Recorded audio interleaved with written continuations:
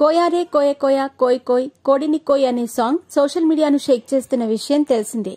ఒక్క సువార్త సభలో మీసాల గురువప్ప అలియాస్ బ్రదర్ క్రీస్తు దాస్ అనే వ్యక్తి ఈ సాంగ్ పాడాడు. ఇక ఈ సాంగ్ సోషల్ మీడియాలో వైరల్ గా మారటంతో అసలు ఎవరి మీసాల గురువప్ప అని నెటిజన్లు ఆరాలు తీయటం మొదలుపెట్టారు. అంతేనా, అతని జీవితంలో ఎన్నో విషాదాలు జరిగాయని చెప్పుకొచ్చారు. మీసాల గురువప్పది బిజీగా గడుపుతున్న లైఫ్ లో చిన్న బ్రేక్ తీసుకుని ఎంజాయ్ చేయాలి అనుకుంటున్నారా? అయితే వెంటనే ఆర్వీ వెకేషన్స్ ప్రైవేట్ లిమిటెడ్ ని సంప్రదించండి. మరిన్ని డీటెయిల్స్ కోసం సంప్రదించండి 7997979960. ఖమ్మం జిల్లా దగ్గర ఒక ఆదివాసి ఆమె తల్లి దేవుడిని నమ్మిందని ఆదివాసులు చంపేశారని, ఆమెతో పాటు గురువప్ప అన్నను కూడా చంపేశారని, ఇక చిన్నతనంలోనే తల్లిని అన్నను పోగొట్టుకుని ఎన్నో కష్టాలు పడ్డాడట. ఆ తర్వాత తల్లి అనుసరించిన మతాన్ని తీసుకుని పాస్టర్ గా మారాడని కొంతమంది చెప్తున్నారు.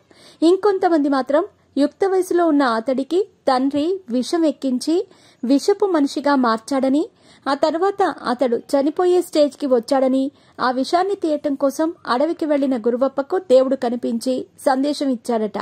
నిన్ను బ్రతికిస్తా, నువ్వు వెళ్లి సందేశం చెప్పు అని దేవుడే పంపాడని చెప్పుకొస్తున్నారు.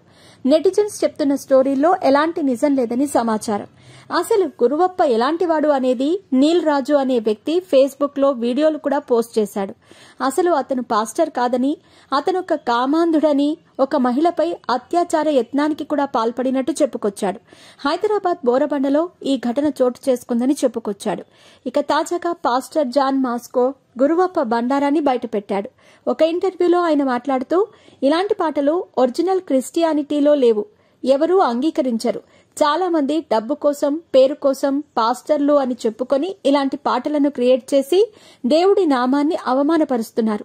గురువప్ప గురించి నీల్ రాజు అనే వ్యక్తి ఏదైతే చెప్పాడో అది అక్షర సత్యం. నీల్ రాజు పాస్టర్లు తప్పు చేస్తే అస్సలు ఊరుకోడు. ఎన్నోసార్లు మా మీద కూడా ఆయన ఫైర్ అయ్యాడు.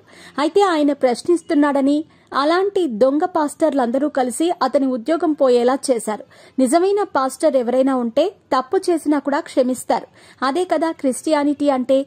దేవుడు బైబిల్లో చెప్పింది కూడా అదే. అలాంటి ప్రశ్నించే వ్యక్తులు ఉంటేనే జాగ్రత్త ఉంటుంది.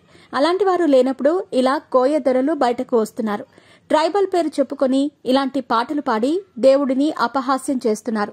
మొన్న భీమవరంలో ఒక ఈవెంట్ కి ఈయనను బుక్ చేసుకుని కామెడీ చేయించి పూలు చల్లి శునకానందం పొందుతున్నారు. ఇలాంటి వారి వల్లే మా కమ్యూనిటీని ట్రోల్ చేస్తున్నారు. ముస్లింస్ లో చాలా మంది నెమలీకలతో కొట్టి దెయ్యాలను వదిలిస్తారు. అలాంటి వారి మీద ట్రోల్స్ చేయరు, మమ్మల్ని ట్రోల్ చేస్తున్నారు, బూతులు తిడుతున్నారు అని మేము పోలీసులకు ఫిర్యాదు చేసినా ఎవరూ పట్టించుకోలేదు. అలాంటిది ఇప్పుడు కోయ్ కోయ్ అని ఒక వ్యక్తి పాస్టర్ ముసుగులో ఉండి పాట పాడితే ఇంత వైరల్ చేస్తున్నారు అంటూ మండిపడ్డాడు. ప్రస్తుతం ఈ వ్యాఖ్యలు నెట్టింట వైరల్ గా మారాయి.